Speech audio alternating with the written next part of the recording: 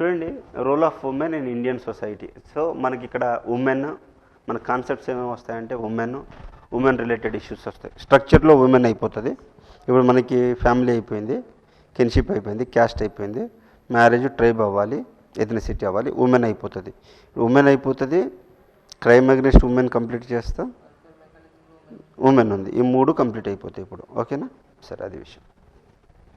ఇప్పుడు వీళ్ళందరూ greatest women in the world. Greatest in the sense me mother కూడా గ్రేటెస్టే. Okay, she is also contributing to the society. Whom ever they contributed little more, like visible contribution చేశారు. మీ parents visible contribution చేయలేదు.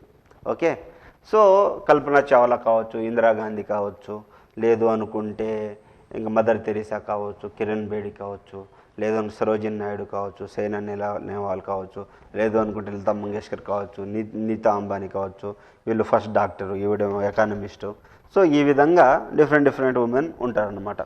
So మనం ఏమంటామంటే ఎత్ర నార్యంతు పూజ్యతే రమయంతే తత్ర దేవత అని పిలుస్తాం. అంటే మనకి చెప్పుకోవడానికి మాత్రం మనకు దేవతలందరూ ఉమెన్ పేరు ఉంటాం. ఓకే, ఇప్పుడు వినాయకుడు స్వామిని బాగా మొక్కుతాను, ఒక ఏనుగు వచ్చింది అనుకో బెంబెలెత్తి వెళ్ళిపోతాం. ఓకే, ఒక పాముని నాగుల చవితి రోజు దాన్ని ఉక్కిరిబుక్కి పాలు పోసి ఎగ్గు పోసి మొత్తం పుట్టున్న దాని ఇల్లు మొత్తాన్ని నాశనం చేస్తాం. అదే పాము నాకు నిన్న పాలు పోసి ఎట్లున్నాడో చూసొద్దామని మీ ఇంటికి వచ్చింది అనుకో ఏం చేస్తాం? కర్రతో కొట్టి చంపుతాం. అదే అంటే మనకేం పూజించడానికే. So women is the figure of the idol అంతే. ఓకే, సో ఆ విధంగా ఉంటుంది అన్నమాట. So where women are honoured divinity blossom there, and where ever women dishonoured all actions no matter how the things are, like అక్కడ నీకు అన్యాయం జరుగుతుంది అంటున్నాడు. అందుకోసం చూడండి, సీత ఏడ్చింది. సీత ఏడుస్తే ఏం జరిగింది? రామాయణం జరిగింది. ద్రౌపది ఏడ్చింది, మహాభారతం జరిగింది. సో ఎక్కడ మహిళ ఏడవబడుతుందో అక్కడ వాళ్ళు నాశనం అవ్వబోతారన్నమాట. ఇది దానికి అర్థం అన్నమాట. సరే, ఏదేమైనప్పటికీ చెప్పుకోవడానికి చాలా బాగుంటుంది కానీ రియాలిటీ ఉండదండి. ఓకే, సో ఇంట్రడక్షన్ ఏంటి? ఇది cultural history of India reveals that India theoretically women enjoys the status of Devi. Theoretically, not practically. Theoretically enjoyed the status of goddess. Described in many religious texts of Hindu majority of the community in India. Though the women enjoyed the theoretical importance which this text outlined that the wife who was defined Ardhangi, better half, but in a practice she is the subservient position than men. అంటే ఏంటి? మన అర్ధనారీశ్వర అంటాం, నా అర్ధాంగి అంటాం. Okay, my better half అంటాం. అది కేవలం చెప్పుకోవడానికే. She is not your better half, she is a subservient, she is a slave to you అని అర్థం వస్తుంది. చెప్పుకోవడానికి మాత్రం థియరిటికల్గా మనకి థియరీ చాలా గొప్పగా ఉంది, ప్రాక్టికల్స్ సరిగ్గా లేవు. ఎందుకు? మన బీటెక్ కాలేజెస్ లాగా అనమాట. అన్నీ డామ్ డూమ్ డూస్కొని అన్నీ చదువుతావు, ప్రాక్టికల్స్ ఏమి ఉండవు. ఓకే, ఎక్స్టర్నల్ వస్తాడు, ఆయనకు నచ్చిన మార్కులు, ఎవడైతే ఎక్కువ నమస్తే పెట్టాడో వాడికి ఎక్కువ మార్కులు వస్తాయి, తక్కువ నమస్తే పెట్టిన వాడికి తక్కువ మార్క్స్ వస్తాయి. So she was regarded as a chattel అంటే corporal movable property with the no rights. ఉమెన్కి ఇక్కడ విమెన్కి ఇండియాలో she is just corporal movable property అంతే. మీరు ఈ సినిమా చూసారా? ఏ సినిమా? మన అర్జున్ రెడ్డి మూవీ చూశారా? అర్జున్ రెడ్డి ఎవడు రావాడు? మాదాపూర్. ఓకే అంటాడు, ఏమని ఏదో అంటాడు, టచ్ చేసింది ఎవర్రా అంటే అది ప్రాపర్టీ నా టచ్ చేసేది అనేది. Okay, so what this movies are teaching us అనేది కాన్సెప్ట్ ఇక్కడ. It was generally seen and believed that the women had lower status with reference to the power and influence of the men all sphere of the life, family, community, religion, politics. Okay, so మన అన్ని spheres, economical, political, religious, cultural, ఏ స్పియర్లో తీసుకున్నా సరే women is subservient. Women is what? Just a subservient. Women is just a subservient అన్నమాట. So till recently it was held that up to marriage she is protected by her parent. During married life she is be looked after by her husband, and after the death her husband she was used to spend remaining years of her life under the roof of her children without any will, desire and right in the family. అంటే తనకి ఇల్లుంటే చాలు. అంటే ఏంటి? ఎక్కడ ఉండమంటే అక్కడ ఉండాలి. తను చిన్నతనంలో వాళ్ళ పేరెంట్స్ సంరక్షణలో ఉండాలి, పెళ్ళైన తర్వాత వాళ్ళ హస్బెండ్ సంరక్షణలో ఉండాలి, పెళ్లి తర్వాత వాళ్ళ చిల్డ్రన్స్ సంరక్షణలో ఉండాలి, చిల్డ్రన్స్ మళ్ళీ దట్టు ఏంటి సన్. అంటే దాన్ని బట్టి నీకేంటి, ఉమెన్కి ఎలాంటి మెటీరియల్ బెనిఫిట్స్లో ఇంట్రెస్ట్ ఉండకూడదు. She just a servant. సర్వెంట్కి ఇంటితో పని ఉంటుందా? ఉండదు. నువ్వు ఏ ఇంటికి వెళ్తే ఆ ఇంటికి వస్తుంది, ఏం పెడితే అది తింటుంది. సో ఆ విధంగా ఉమెన్ని ఈ విధంగా చేసేసారనమాట. Women has made as a she doesn't have any rights in the family. Okay, and she should not have any desires also. Okay, next వచ్చేసరికి she was not allowed to decide how money would be spent or invested. She did not have any money at their disposal. ఇప్పుడు చూడండి, మనకి మీరు ఏమైనా Rayalaseema movies చూశారనుకోండి, ఆడవాళ్ళందరూ లోపలికి వెళ్ళిపోండి అంటాడు వాడు. ఓకే, కళ్ళతో ఇలా అంటాడు, అలా వెళ్ళిపోవాలి. So all major economical decisions will taken by whom? Male in the family. She should not think about money ఎక్కడి నుంచి వస్తుంది అంటే, ఒక సినిమా వస్తుంది అనమాట, మనకి రీల్స్ వస్తూ ఉంటాయి అన్నమాట. సో వాళ్ళ ఫాదర్కి ఏదో ట్రాన్స్ఫర్ అవ్వడమో లేకపోతే చనిపోయేదో జరుగుతుంది. సో వాళ్ళమ్మ ఇల్లు నడుపుతూ ఉంటుంది. ఇల్లు నడుపుతూ ఉంటే ఒక పోపుల డబ్బా ఉంటుంది, ఆ డబ్బాలో ఈవిడ అన్ని బిల్స్ పెడతా ఉంటుంది. బిల్స్ పెడితే వాళ్ళ నాన్న కట్టేస్తూ ఉంటాడు అనమాట. సో దాని తర్వాత పిల్లాడు అడుగుతాడు, అమ్మ నువ్వు ఇన్ని సంవత్సరాలు ఎట్లా ఇల్లు నడిపినవే అంటే, అమ్మ అంటుంది, ఏముందిరా ఈ చీటీలన్నీ తీసుకుని ఆ పోపుల డబ్బాలో పెడితే నెక్స్ట్ డే ఆ పోపుల డబ్బాలో డబ్బులు వచ్చేసి దాంతో మనకు సరుకులన్నీ వచ్చేస్తే నింతే. అంటే మదర్కి ఏం తెలియదు, ఒక డబ్బు వస్తుంది, ఈ బిల్స్ అన్నిటికీ ఆ డబ్బు కడుతున్నారు, ఈ బిల్స్ అన్నిటికీ సరుకులు తేవాలి అన్న అవగాహన అమ్మకు లేదు. ఎందుకు? మొత్తం it is all looked after by whom? Father. అర్థమవుతుందా? So she had to take a permission to spend money from her elders or father, brothers and husband. Okay, so ఈ విధంగా ఇప్పుడు ఫర్ ఎగ్జాంపుల్ మీ ఇంట్లో నువ్వును మీ చెల్లి ఉంది, నువ్వు మీ నాన్న ఒక 1000 రూపాయలు ఇవ్వండి ఎందుకని అడుగుతాడా? అడగాడు, ఇచ్చేస్తాడు. అదే మీ సిస్టర్ వెళ్ళి నాన్న ఒక 1000 అంటే ఎందుకు నీకు 1000 దేనికి, ఏం చేస్తావు అని అడుగుతారు. 1,00,000 క్వశ్చన్లు వేస్తారన్నమాట. అది అందుకోసమే మీరు మన ఇండియన్ సొసైటీలో చూశారనుకో, ఉమెన్ మెయిల్ ఫిలాంథ్రోఫిస్ట్ ఉన్నంత ఫీమేల్స్ ఉంటారు అన్నమాట. ఓకే, కొంతమంది ఉంటారు. ఎందుకు ఉంటారంటే పాపం వాళ్ళకి చిన్నప్పటి నుంచి వాళ్ళ చేతిలో డబ్బు లేదు. ఒకేసారి డబ్బంతా వచ్చేసరికి ఎలా ఖర్చు చేయాలో తెలియక అసలు ఖర్చే చేయరన్నమాట. ఓకే, సో అట్లుంటుంది అన్నమాట. సో ఎవ్రీథింగ్ ఈజ్ లైక్ ఏం చేస్తున్నారు మొత్తం చూడు, ఎల్డర్ ఫాదర్ అంట, బ్రదర్ అంట, హస్బెండ్ అంట, మెయిల్ చావనిజమే ఇక్కడ. Okay, everything is controlled by whom? Male. Okay, so in brief the position of the women in India from Rigvedic period to the modern times ఇట్లే వచ్చింది.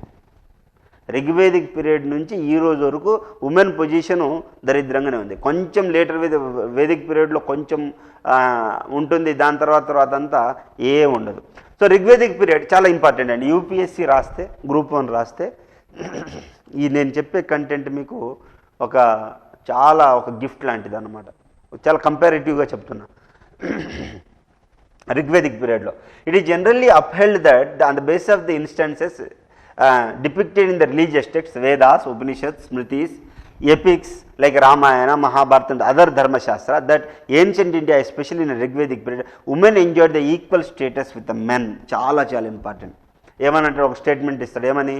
In Rigvedic period women has the lower status. ఆ statement కరెక్టా అండి? Wrong. Why? In the Rigvedic in these periods it is told that it is been visible that what is the visible here? Why? Because Ramayanam ఎందుకు జరిగింది? ఒక ఫీమేల్ని ఎత్తుకుపోయారు కాబట్టి, తనకి equal importance ఉంది కాబట్టి అది జరిగింది. ఓకే, ఈవెన్ మనము గొప్ప మహిళలు అంటారు కదా, ఎవరు? సీత, లేదు అనుకుంటే ద్రౌపది, వీళ్ళందరూ గ్రేటెస్ట్ ఉమెన్ లాగా కన్సిడర్ చేస్తారన్నమాట. సో మీరు ఏం రాసుకోవాలి? రిగ్వేదిక్ పీరియడ్లో equal status, women enjoyed the equal status with the men ఉందన్నమాట. Next, they had an honourable place in the society, they were not secluded from the men and freely participate in the public life. అంటే అమ్మాయిలు అబ్బాయిలు వేరే కాదు, అమ్మాయిలు అబ్బాయిలు ఒకే equal life ఉంటుండే.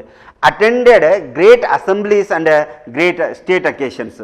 ఓకే, ఎక్కడైనా పెద్ద ఫంక్షన్ జరుగుతున్నకి వెళ్ళిపోతారు, స్టేట్ ఫెస్టివల్ ఏమైనా జరిగితే వెళ్ళిపోతారు, ఎవరు పర్మిషన్ అవసరం లేదన్నమాట వాళ్ళకి. Okay, next they studied the Vedas and compose the hymns. వీళ్ళు వేదాలు కూడా చేశారు, హైమ్స్ కూడా చేశారన్నమాట. They were considered the intellectual companies of their husband. Okay, they considered as intellectual companies of the husband. అంటే మీరు ఎప్పుడైనా సరే వైఫ్ అండ్ హస్బెండ్ ఓడించాలనుకోండి, హస్బెండ్ ఒక్కడే ఓడిస్తే చాలదు, వైఫ్ని కూడా ఓడించాలి. అందుకోసమే మన ఆదిశంకరాచార్యని వాళ్ళ ఒక ఆయన అద్వైత ఫిలాసఫీని ఎక్స్ప్లెయిన్ చేస్తున్నప్పుడు వాళ్ళ హస్బెండ్ ఓడిస్తే ఆయన ఓడించడం కాదు, నన్ను కూడా ఓడించాలని చెప్పి క్వశ్చన్ అడుగుతుంది అనమాట. అబౌట్ మ్యారిటల్ లైఫ్ దాని గురించి అడిగితే ఈయన మ్యారేజ్ చేసుకోలేదు, ఈయన ఎవరు బ్రహ్మచర్య. కాబట్టి ఆయన ఏం చేశారు, ట్రాన్స్మైగ్రేషన్ చేసి అప్పుడు ఆ ఎక్స్పీరియన్స్ సంపాదించి వచ్చి ఆన్సర్ చెప్తాడు అన్నమాట. సో అట్లా ఉంటుంది. అర్థమవుతుందా? ఋగ్వేదిక్ పీరియడ్లో ఏంటి ఈక్వల్ స్టేటస్ అని లటకని చెప్పి వదిలేయట్లేదు నేను, దానికి ప్రూఫ్స్ కూడా ఇస్తున్నా ఏ విధంగా ఉంది. Next, in Vedic time women were not treated as the inferior or subordinate but equal to the men all matters in the life. ప్రతి ఒక్క దాంట్లో they were given education and had a voice to selection of their husband. అందుకోసమే స్వయంవరం, సీతా స్వయంవరం జరిగిందా లేదా? ఎవరైతే ఆ విల్లును ఎత్తుకుంటారో వాళ్ళని నేను పెళ్లి చేసుకుంటా అందా లేదా? అంటే చాయిసా కాదా? చాయిస్, కరెక్టే. So marriage was regard as a religious bond. Okay, ఇప్పుడు ఇక్కడ రిలేషన్లా కాదు. చైల్డ్ మ్యారేజెస్ ఫర్ అన్నోన్, అంటే చైల్డ్ మ్యారేజెస్ లేవు అంటే ఆ సొసైటీ చాలా గొప్ప సొసైటీ అని అర్థం అండి. మీరు ఎప్పుడైనా చదివేటప్పుడు if there is a child marriages, if there are no remarriages, if there is a sati, that means it is a bad in the society, it is a too much bad in the society. అర్థమైందా? సతీ అయినా సరే, remarriages లేకపోవడం అయినా సరే, child marriages ఉన్నా సరే, ఉమెన్కి education ఇవ్వకపోయినా సరే, ఉమెన్కి ప్రాపర్టీ ఇవ్వకపోయినా సరే, ఉమెన్కి లిబర్టీ ఇవ్వకపోయినా సరే, అది మంచి సొసైటీ కాదని అర్థం. సో రిగ్వేదిక్ సొసైటీ ఎలాంటి సొసైటీ అండి ఉమెన్కి? What kind of society? Equal society. Often there were love marriages, గాంధర్వ వివాహాలు జరిగాయి అన్నమాట. ఓకే, గాంధర్వ వివాహాలు జరిగాయి. ఓకేనా? నెక్స్ట్ వచ్చేసరికి మోనోగమీ ఉండేది ఇన్ జనరల్గా. పాలిగమీ వాజ్ ఆల్మోస్ట్ అన్నోన్. అంటే ఏంటి? పాలిగమీ లేదు అంటే ఉమెన్కి చాలా ఎక్కువ రెస్పెక్ట్ ఉన్నట్టు అర్థం అనమాట. Women enjoyed a complete freedom in the house hold matters. అంటే ఆడవాళ్ళందరూ పక్కకి వెళ్ళిపోండి అలాంటి ఏం లేదు ఇక్కడ. So in the religious field women enjoyed all rights and regularly participated in religious ceremonies. In fact, the performance of religious ceremonies was considerably invalid without wife joining her husband, as she was regarded as ardhangi, better half. అంటే యోగాలు మన యాగాలు కానీ లేకపోతే యజ్ఞాలు కానీ చేయాలనుకున్నాం అనుకోండి, you are not qualified to do a yajna if you don't have a wife. అంటే అంత గ్రేట్ ఇంపార్టెన్స్ ఉండేది ఎవరికి? వైఫ్కి అంత గ్రేట్ ఇంపార్టెన్స్ ఉండేది. Next, the reference in the Rigveda to the life of the widow are very few, but it is not characterized by the restriction and austerities in the post Vedic period days. అంటే ఇప్పుడు మనం చూడండి, వితంతు ఎవరైనా వచ్చారనుకోండి, వీడో మన ముందు వచ్చారనుకోండి, వామ్మో ఈవిడ నేను చూసేసాను, ఈరోజు నాకు నష్టం జరగబోతుంది. ఇప్పుడు చూడండి మనం ఎంత చండాల్లో అంటే, ఫర్ ఎగ్జాంపుల్ మ్యారేజ్ జరిగిందనుకోండి, if mother is a widow, this newly married couple, they don't take a blessings of a widow even though she is a mother. అంత చండాలమైన ప్రాక్టీస్ ఉందన్నమాట. సో ఇలాంటి ప్రాక్టీస్ రిగ్వేదిక్ పీరియడ్లో లేదు, పోస్ట్ వేదిక్ పీరియడ్లో వచ్చింది. So Rigvedic period is the best period for the women, but post Vedic పీరియడ్లో remaining of the widow, remarriage of the widows was allowed.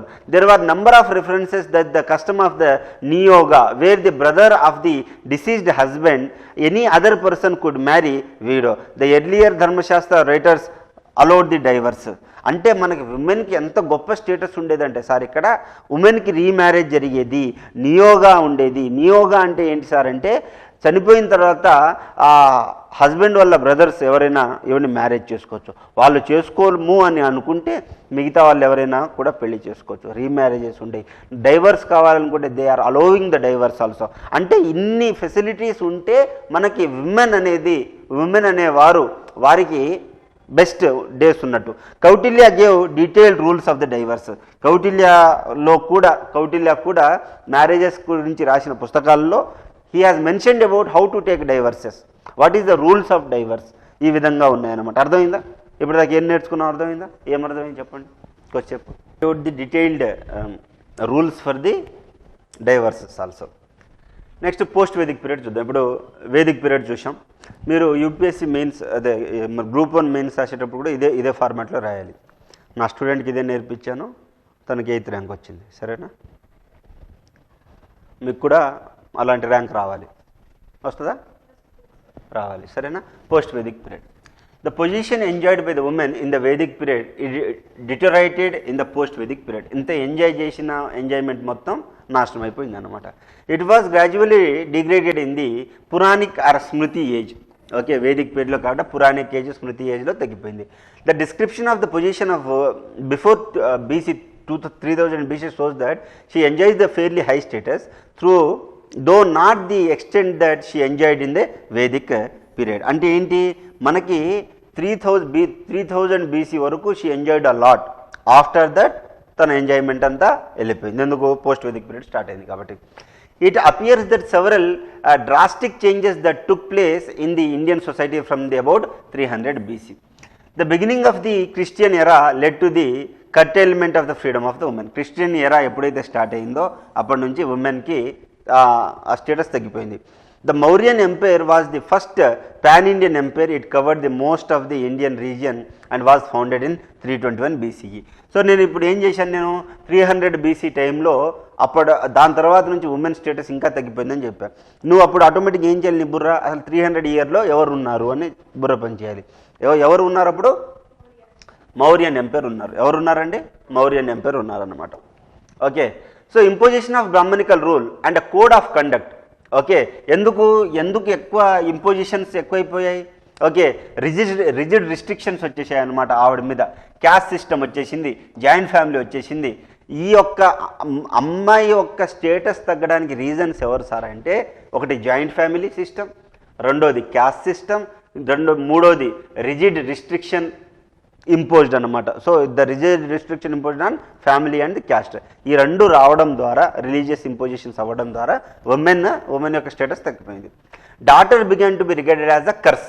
మనం చూడండి, మీరు ఎవరైనా ముసలవ్వకి హెల్ప్ చేశారనుకోండి, పండంటి బిడ్డ పుట్టాలి అంటాడు వాడు. నీకు మంచి అబ్బాయి పుడతారు రా బాబు అంటారు. ఎందుకు, పున్నామ నరకం నుంచి కాపాడేవాడిని పుత్రుడు అంటారు. సో మరి మనకి పున్నామ నరకం తప్పాలంటే ఎవరిని కనాలి, పుత్రుడిని కనాలి. 50 మంది అమ్మాయిలు ఉన్న 51 అబ్బాయి పుట్టినా ఉంచుతావు నువ్వు. అందుకోసమే 10 మంది చెల్లెళ్ళు, ఒక అబ్బాయి, అక్కలు, ఒక అబ్బాయి ఉంటాడు అనమాట. సో అది main reason. So they were denied the right of the inheritance and ownership of the property. Okay, they were denied the right of the inheritance and ownership of the property. So వాళ్ళకి property rights రాకుండా ఉండడానికి వీళ్ళు ఈ యొక్క system help అయిందన్నమాట. ఓకేనండి, అర్థమైంది? ఎంతవరకు అర్థమవుతుందా? నేను ఉరకట్లేదు, అర్థమయ్యేటట్టే చెప్తున్నాను కదా.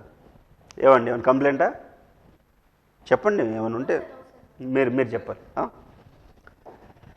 అర్థమవుతుంది కదా? సరే, స్పీడ్ చెప్తున్నా సరే, everything is elaborate and everything, and I will give this PDFs to you, don't worry. Okay, so pre-puberty marriages came to be practiced. She was forbidden to offer a sacrifice and prayers and undertake a privileges. అంటే pre-puberty marriages అనేది ఇక్కడ practice అంటే ఏంటి, మనకి child marriages అనేవి post Vedic పీరియడ్లో కావచ్చు, లేదా 300 BCE టైంలో కావచ్చు. ఇక్కడ మ్యారేజెస్, చైల్డ్ మ్యారేజెస్ జరిగాయి. And she is not allowed to do any prayers, చేయడానికి వీల్లేదన్నమాట. Practice of polygamy came to be tolerated. అంటే ఎప్పుడైనా పాలిగమీ వచ్చింది అంటే అది మంచి సొసైటీ కాదని అర్థం అండి, మంచి సొసైటీ కాదు. Some of the Dharmashastras mention about the probation of niyoga, widow remarriages. Okay, prohibition of niyoga. ఇంతకుముందు ఏం మాట్లాడుకున్నాం, వైఫ్ వాళ్ళ హస్బెండ్ చనిపోతే హస్బెండ్ యొక్క బ్రదర్స్ ఎవరొకరు ఎవరిని పెళ్లి చేసుకోవచ్చు, లేదు అనుకుంటే తన నచ్చిన వాళ్ళని పెళ్లి చేసుకునే దాన్ని మనం ఏమంటున్నాం, నియోగా అంటున్నాం. అలాంటి ప్రాక్టీసెస్ లీవ్ తీసేశారు, రీమ్యారేజెస్ తీసేశారు. ఓకే, ఒక వైట్ చీర ఇచ్చేసి పక్కన కూర్చోమంటారు అనమాట.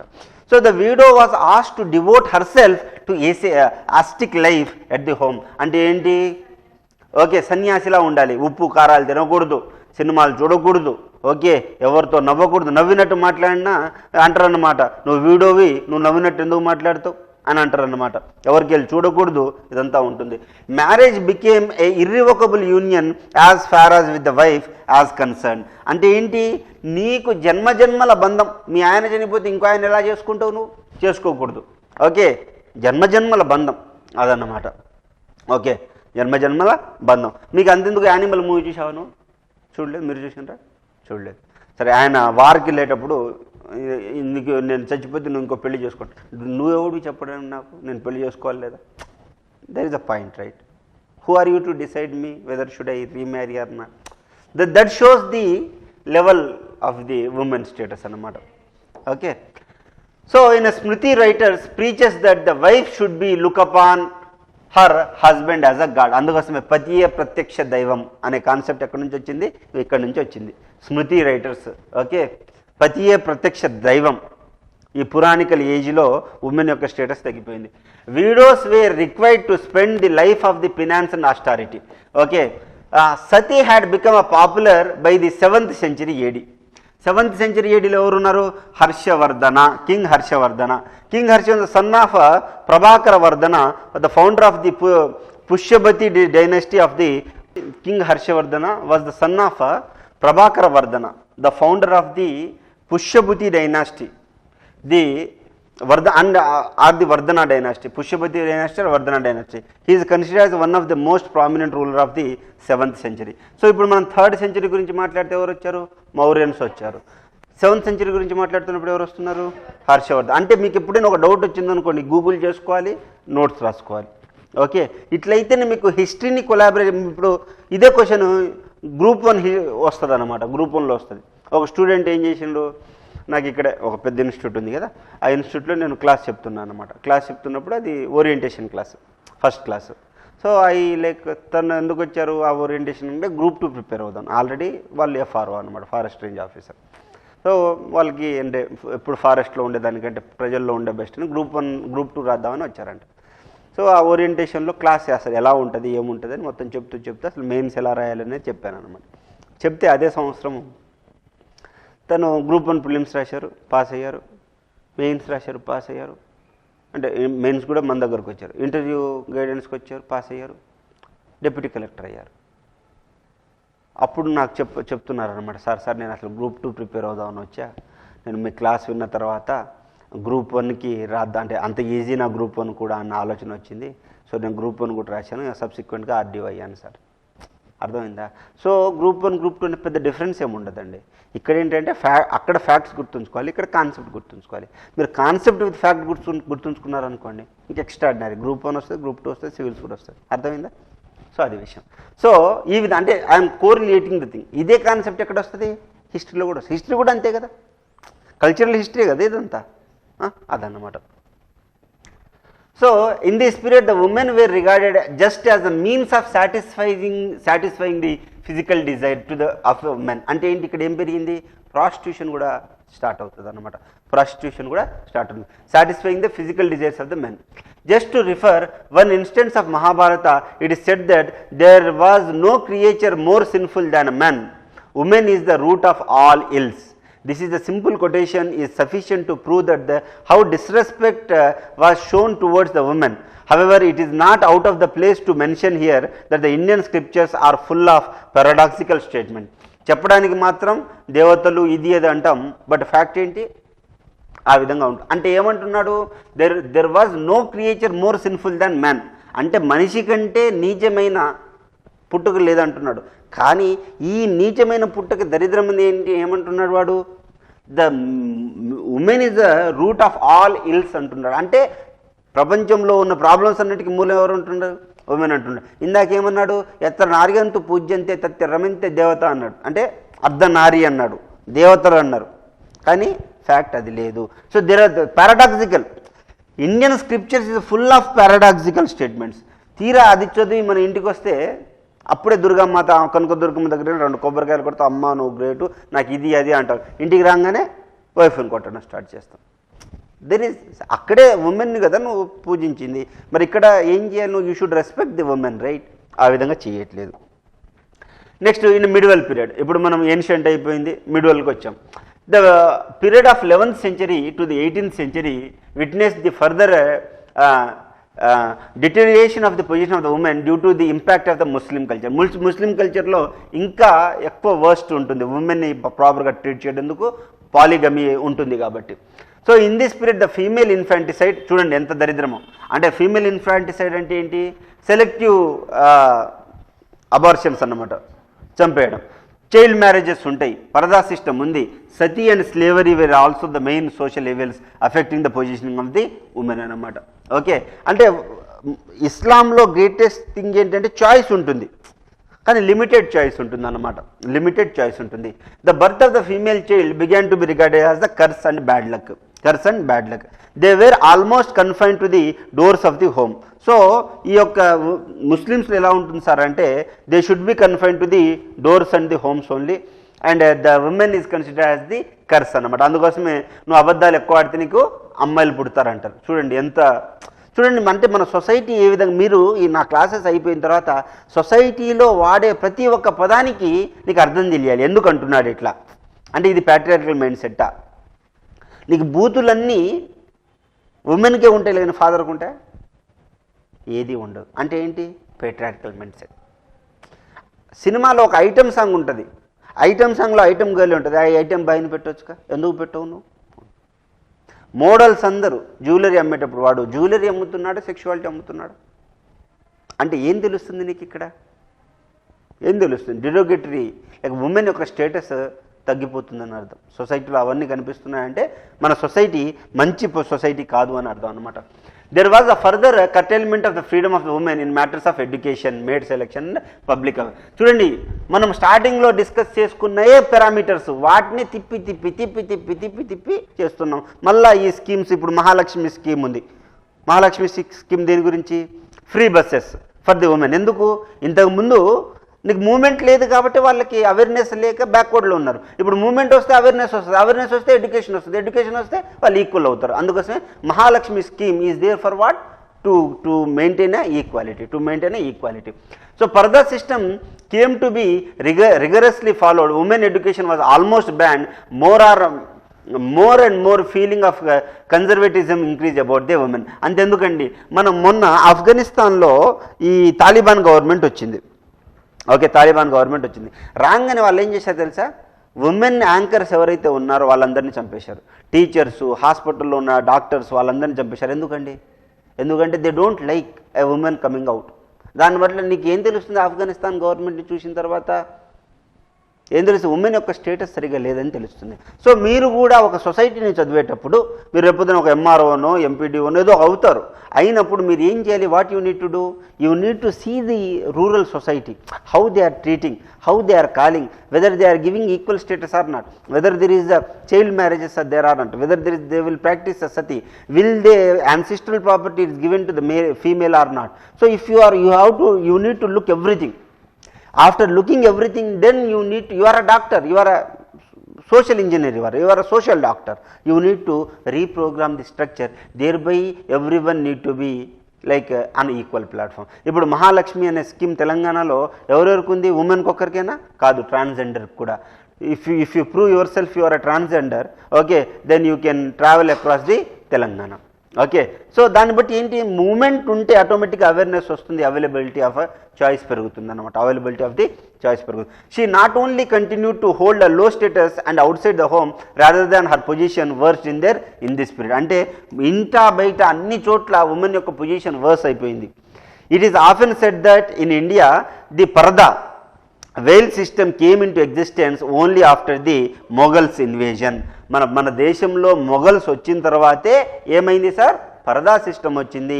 మొఘల్స్ వచ్చిన తర్వాతే ఇంత డెరోగేటరీ లేదా స్టేటస్ ఆఫ్ ద ఉమెన్ తగ్గిపోయింది, స్టేటస్ ఆఫ్ ద ఉమెన్ తగ్గిపోయింది.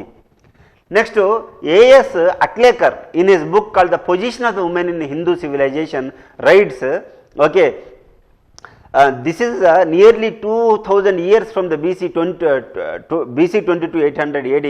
The position of women steadily deteriorated, though she was fondled by the parents, loved by the husband and revered by the children.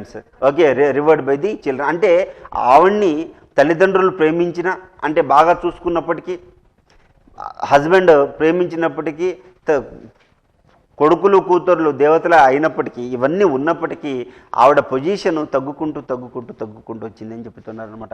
ఎవరు చెప్తున్నారు అట్లా? As అట్లేకర్ అనే అతను ఏ బుక్లో చెప్తున్నాడు? The position of the women in the Hindu civilization చెప్తున్నాడు. The position of the women in the Hindu civilization చెప్తున్నాడు. చాలా ఇంపార్టెంట్. ఏమనంటారు? Who wrote the book called as the position of the women in Hindu civilization 1962 అంటారు. Okay, అప్పుడు ఏమన్నాను మీరు? A S Altekar set this things అని అనాలన్నమాట. A S అట్లేకర్.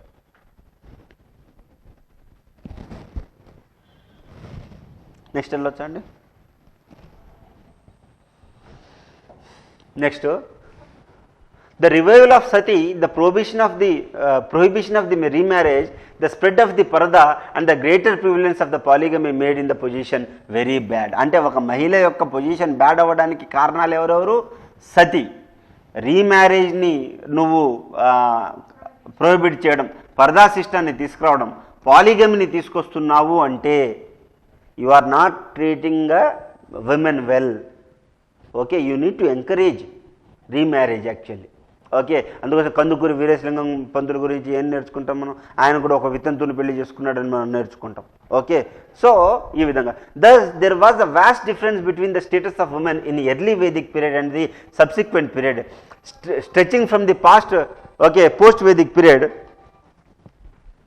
Okay, stretching from the post-Vedic period to the medieval period, the dual standards of morality set by the Manusmriti and other Smriti continued to prevail right up to the now, though some changes are visible in the urban educated women. అంటే మన స్మృతి period నుంచి, మనుస్మృతి నుంచి ఈ రోజు వరకు అంటే derogatory ఉన్నప్పటికీ ఈ మోడర్న్ ఎడ్యుకేషన్ వచ్చిన తర్వాత, ఓకే, మోడర్న్ ఎడ్యుకేషన్ వచ్చిన తర్వాత, ఓకే, ఈ మోడర్న్ ఎడ్యుకేషన్ వచ్చిన తర్వాత ఏమైంది సార్ అయ్యా అంటే, మోడర్న్ ఎడ్యుకేషన్ వచ్చిన తర్వాత ఉమెన్ యొక్క స్టేటస్ పెరిగింది అన్నమాట. అర్థమైందా? అంటే ఇప్పటిదాకా ఏం మాట్లాడలేదు మనం, వేదిక్ పీరియడ్లో బాగుంది, దాని తర్వాత బాగాలేదని అర్థం. ఇప్పుడు బ్రిటిష్ పీరియడ్లో చూద్దాం. In early 18th century, the first half of the 20th century comes, substantial progress was achieved in eliminating inequality between men and women in matters of education, employment, social and property rights, so fourth. Okay, అంటే ఏం మాట్లాడుతున్నాడు sir ఇక్కడ? ఏం మాట్లాడుతున్నాడయ్యా అంటే, ఇప్పుడు చూడండి, బ్రిటిషర్స్కి వాళ్ళ సివిలైజ్డ్ నేషనే, Britishers are civilized nation, but what happened, they don't want changes in the society.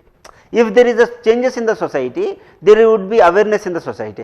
Whenever there is awareness in the society, they tend to ask, they will question the exploitation.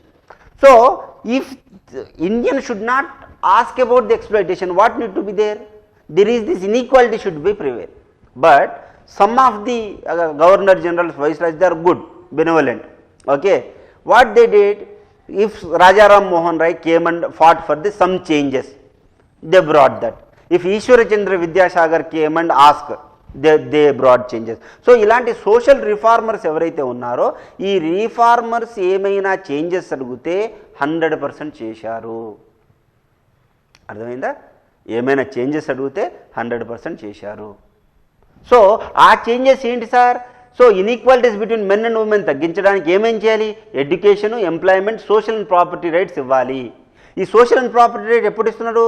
1989లో మన అప్పుడు చంద్రబాబు ఈయన ఉండే కదా ఎన్టీఆర్, ఆయన first person who brought the property right to the women. నీ date of birth 1989 తర్వాత ఉన్నావు అనుకోండి, మీ నాన్న ఆస్తి నీకు కూడా వస్తుంది. Okay, if you don't know the, నీకు నేను కట్నం ఇచ్చా, నీకు నా ఆస్తి ఇవ్వనంటే దవడ మీద సంపడు. నేను ఇవ్వమని చెప్పలేదుగా కట్నం, నన్ను అడిగించినావు నువ్వు అని అడగవచ్చు మీరు. You can bring them to the court. అప్పటికి నాకు పెద్ద లాయర్ని అవుతా కాబట్టి నా దగ్గరికి వచ్చేయండి, సరేనా? ఓకేనా? సోషల్ అండ్ ప్రాపర్టీ రైట్స్ కూడా ఇస్తున్నాను. అంటే మీరు మెయిన్స్ ఆన్సర్ రాసేటప్పుడు ఏం చేయాలి? ఒక ఉమెన్, ఇప్పుడు మీరు ఇంటర్వ్యూలో కూర్చున్నారు, ఉమెన్ యొక్క స్టేటస్ పెంచాలంటే ఏం చేస్తారమ్మా మీరు? శ్వేత గారిని అంటే మీరేమనాలి? ఏమనుకోండి, education, awareness, employment and property rights, polygamy should be avoided, female foeticide should not be happen, nutrition should be given, ఇలా చెప్పాలి. మనం ఏదో ఐన్స్టీన్లో ఆలోచించకూడదు, ఉన్నదే కక్కాలి అక్కడ. మీరు ఐన్స్టీన్లో ఆలోచించారనుకోండి, మిమ్మల్ని సైంటిస్ట్ చేస్తారు, వాళ్ళు ఐఏఎస్ చేయరు. So sati, purdah, female infanticide, child marriages, inheritance, slavery, prohibition of widow remarriages and lack of women's rights and different fields where some of the problems which are attracted attention of the British period. So British టైంలో ఏమేమి attract చేసినాయంటే వాళ్ళని? సతీ, అసలు మనిషిని ఎందుకు ఇట్లా కాలుస్తున్నారు బతుకుండగానే? పరదా system, and women ఎందుకు బయటికి రావట్లేదు? ఫీమేల్ ఇన్ఫాంటిసైడ్, అంటే తనకి లోపల అమ్మాయా అబ్బాయా అని వాళ్ళు తెలుసుకుంటారు ఎట్లో మూమెంట్స్ని బట్టి. ఓకే, అమ్మాయి అబ్బాయిని తెలిసిపోతుంది. చైల్డ్ మ్యారేజెస్ చేయడం, ఇన్హెరిటెన్స్ లేకపోవడం, స్లేవరీ ఉండడం, ప్రొహిబిషన్ ఆఫ్ ది వీడో రీమ్యారేజెస్ ఉండడం, ల్యాక్ ఆఫ్ ఉమెన్స్ రైట్స్ ఉండడం, ఇవన్నీ ఉండడం వల్ల బ్రిటిషర్స్ గాట్ లిటిల్ అటెన్షన్. ఎందుకు ఇలా ఉన్నారు, we need to bring some changes అని వాళ్ళకి అనిపించి, వాళ్ళకేం అనిపించలేదు, ఓకే ఇలా రాశారులే. కానీ మన ఈశ్వర్చంద్ర విద్యాసాగరో రాజా రామ్మోహన్ రాయో వీళ్ళు తీసుకొచ్చిన అంశాలన్నమాట. Though the British rulers initially decided not to interfere with the traditional social fabric of the Indian people and such they took no steps to bring any change in the status of women in India. వాళ్ళ పని ఏంది, దోచుకోవడానికి వచ్చారు. వాళ్ళు దోచుకుంటారు అంతే. నిన్ను మార్చడానికి, దత్తత తీసుకోవడానికి రాలే వాళ్ళు. మహర్షి సినిమాలు మహేష్ బాబులు కాదు. ఓకే నేను నిన్ను తీసుకుంటా వాడిని తీసుకుంటా అందరినీ తీసుకుంటా లేదు. వాళ్ళు దత్తత తీసుకోవడానికి సోషల్ చేంజ్ వాళ్ళు ఎక్స్ప్లాయిట్ చేయడానికి వచ్చారు అంతే. స్టేటస్ ఆఫ్ ద ఉమెన్ని పెంచుతా, ఎడ్యుకేషన్ పెంచుతా, దానికోసం రాలేదు వాళ్ళు. So it is only the later half of the 19th century and the first quarter of 20th century that they took some steps to abolish the or change some social customs through the legislative measure. So దాని తర్వాత ఈ 1950 తర్వాత ఏమైంది, 1850 తర్వాత ఏమైంది, revolts వచ్చాయి, intellectuals తయారయ్యారు. Okay అందుకోసం ఏం జరిగింది, వాళ్ళు రివోల్ట్ చేయడం ద్వారా స్టేటస్ ఆఫ్ ద ఉమెన్ పెంచడానికి ప్రయత్నం చేశారు. స్టేటస్ ఆఫ్ ది ఉమెన్ని పెంచడానికి ప్రయత్నం చేశారు. For such measures incentives was provided them some of the social reformers. ఎవరు, రాజా రామ్మోహన్ రాయ్, ఈశ్వర్చంద్ర విద్యాసాగర్, దయానంద సరస్వతి, కేశవ్ చంద్ర సేన్, స్వామి వివేకానంద, మహర్షి కార్వే, జస్టిస్ రానాడే, మహాత్మా గాంధీ, జ్యోతిబా పూలే వీళ్ళందరూ ఏం చేశారు, మహిళల యొక్క హక్కుల్ని పెంచడానికి they fought for the rights of the women. Since they are fighting they to want to change they brought the legislative measure. అందుకోసమే మీరు చట్టాలని చూశారనుకోండి, ఉమెన్ రిలేటెడ్ చట్టాలు చూస్తే ఇంతకుముందు 10 సంవత్సరాలు నిండకుండానే పెళ్లి చేసుకునే వాళ్ళని 12 సంవత్సరాలకు పెంచారు, దాని తర్వాత 14 పెంచారు, దాని తర్వాత 16కు పెంచారు, దాని తర్వాత 18 పెంచారు, ఇప్పుడు 21 చేశారు. ఇంకా చట్టం రాలేదనుకుంటా, వచ్చిందా చట్టం, ఇంకా రాలేదు, బిల్లులానే ఉందన్నమాట. ఓకే ఇలాంటి బిల్లులని సంతకాలు తొందరగా బెటర్ అన్నమాట. ఓకే పెట్టిన 5 సంవత్సరాల తర్వాత 10 సంవత్సరాల తర్వాత అంటారు. ఎందుకంటే వాళ్ళకి అట్లా ఇష్టం. ఎందుకు, ఆ పార్లమెంట్లో అందరూ అబ్బాయిలే ఉంటే ఎందుకు ఒప్పుకుంటారు, అబ్బా లేడీస్ రావాలనుకుంటారా, అనుకోరు. అది నేచర్ అన్నమాట. Okay though the efforts and the various movements launched by these great social leaders of the 19th century before independence, it had been possible to get many legislations passed and public opinions mobilized in favor of some of the issue of the social reformers. So ఈ problems అన్నిటి కోసం social mobilisation చేసి వాటి గురించి fight చేసి British వాళ్ళతో fight చేసి చట్టాలు తీసుకురాగలిగారు. Okay they brought what acts, legislative acts. By whom? Raja Ram Mohan Rai is also called as father of modern Renaissance. Okay, Renaissance. Ishwar Chandra Vidyasagar, Dayananda Saraswati, Keshav Chandra Sen, Swami Vivekananda, Maharshi Karve, Justice Ranade, Mahatma Gandhi. So these steps have paved the way in the removing the obstacles of the progress in women. So నీకు ఏం తెలియాలి అయ్యా, నీకు ఏం తెలియాలి sir అంటే మన దేశంలో ఏమేమి ప్రాబ్లమ్స్ ఉన్నాయి కంటే ఉమెన్కి ఏ ప్రాబ్లమ్స్ ఉన్నాయి. ఈ ప్రాబ్లమ్స్ నీ బుర్రలో పెట్టుకొని ఉమెన్ రిలేటెడ్ క్వశ్చన్ ఏది వచ్చిన మెయిన్స్లో ఇది రాశావనుకో దుమ్మని మార్కులు పడతాయి. నువ్వు ఐన్స్టీన్ లాగా ఆలోచించి ఈ స్క్వేర్ MC స్క్వేర్ కనిపెడతా అంటే అవ్వదు. ఓకే సో నువ్వు ఏం చేయాలి, నువ్వు ఏదైతే చదివావో అది అక్కడ కక్కి రావాలంతే. నేను కొత్తగా తయారు చేస్తా అంటే అది కిచెన్ కాదు. ఓకే నువ్వు ఆల్రెడీ ఏం చేయాలి, ప్రీ కుక్డ్ ఫుడ్ తీసుకెళ్ళి అక్కడ బాక్స్ ఓపెన్ చేయాలి తప్ప అక్కడ నేను కూరగాయలకు వస్తా నేను మంట పెడతా అంటే కుదరదు. ఓకే సో సక్సెస్ఫుల్ పీపుల్కి ఫెయిల్యూర్కి డిఫరెన్స్ ఏంటి సార్ అంటే, ఫెయిల్యూర్ ఏమనుకుంటారంటే ఐఎమ్ సో ఇంటెలెక్చువల్, వాడు నిజంగా intellectual, I want to prepare the food in examination అనుకుంటా. లేదు even though your mediocre like. అందుకోసమే IAS IPSలో పెద్ద ఇంటెలెక్చువల్స్ కనిపించారు నీకు. ఇది ఎగ్జామ్ ఆఫ్ మీడియోకర్స్. చదువు వచ్చి రానోడు ఉండాలి, వాడు ముందే ప్రిపేర్ అయ్యి వెళ్ళి వాడు కూర్చుంటే అప్పుడు వాడికి వస్తుంది తప్ప నేను ఇంటెలెక్చువల్ని నేను అక్కడికి వెళ్ళి అన్నం తయారు చేస్తా అంటే అవ్వదు. అందుకోసం ఫెయిల్ అవుతారు. అందుకోసం most intellectual people will become UPSC faculties. They can't clear prelims. Why? Because everything to them everything is correct only because they find the exception. మోడరేట్గా ఉండే వాళ్ళు UPSC క్లియర్ చేసి ఎందుకు, వాడికి ఎంత కావాలో అంతే చదువుతాడు, దాని ముందు వెనకాల చదవడు. అర్థమైందా? అదన్నమాట. అందుకోసం చూడండి మీకు UPSC ఫ్యాకల్టీస్ అందరూ ఏదో తోపు ఉంటారు. వాళ్ళని చూశారనుకో వీడికి ఎందుకు సర్వీస్ రాలేదు అనిపిస్తుంది. రాదు. ఎందుకు? వాడు తోపు కాబట్టి. సబ్జెక్టులో తోపు ఉన్నోడికి సర్వీస్ రాదు. ఎందుకు? ఎక్సెప్షన్కి వెళ్ళి ఆలోచిస్తాడు వాడు. అర్థమవుతుందా? అట్లా the steps have paved the way in removing the obstacles in the progress of the women. Not only this, it had help the eliminating the inequalities between the men and women, giving the proper respect to the other half of the society. అంతే కదండి. ఇప్పుడు చూడండి, మన Indian ఎకానమీలో 50% male కష్టపడితేనే మన 3 trillion economy ఉందనుకోండి, ఇంకో 3% కష్టపడితే 50% కష్టపడితే 6 ట్రిలియన్ ఎకానమీ అవ్వదా? అవుతుంది. మరి నువ్వేం చేస్తున్నావు? ఇంట్లో కూర్చోబెడతాను. అది పద్ధతి కాదు కదా. అందుకోసం కొంచెం చదువుకున్న వాళ్ళని చూసుకోవాలన్నమాట. ఇక్కడ చూసుకోకుండా ఎక్కడ చూసుకోవాలి? మీకు మర్రి చెన్నారెడ్డి హ్యూమన్ రిసోర్స్ డెవలప్మెంట్ ఉంటుందన్నమాట, అంటే ఆఫీసర్ ట్రైనింగ్ ఇన్స్టిట్యూట్, అక్కడ చూసుకోవాలి. సో 50,000 అట్లా అనమాట.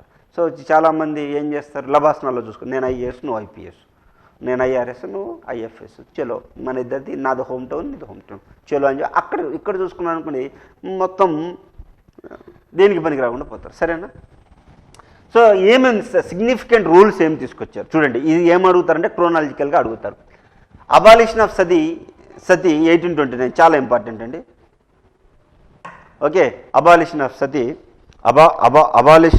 Abolition of sati 1829. Okay, abolition of sati 1829. Hindu widow remarriages act 1856. Okay, Indian Christian marriages act 1872. Married women property act 1874. The child marriage restraint act, దీన్నే శారదా యాక్ట్ అంటాం, 1929. Hindu law of inheritance act 1929. Hindu women's right to the property act 1939. Hindu marriage disability removal act, okay, removal act 1946. So ఇవి చాలా important. వీటిని క్రోనాలజీలో ఆర్డర్లో పెట్టమంటాడు అంతే. దీనివల్ల పెద్ద నీకు ఒరిగేదేం లేదు, సచ్చేదేం లేదు. వాడు గ్రూప్ 2 అంటే అసెండింగ్ డిసెండింగ్ ఆర్డర్లో పెట్టమని చెప్పడమే గ్రూప్ 2 అంటే. ఓకే, సరే ఈరోజు ఇంతవరకు చాలండి. నేను కూడా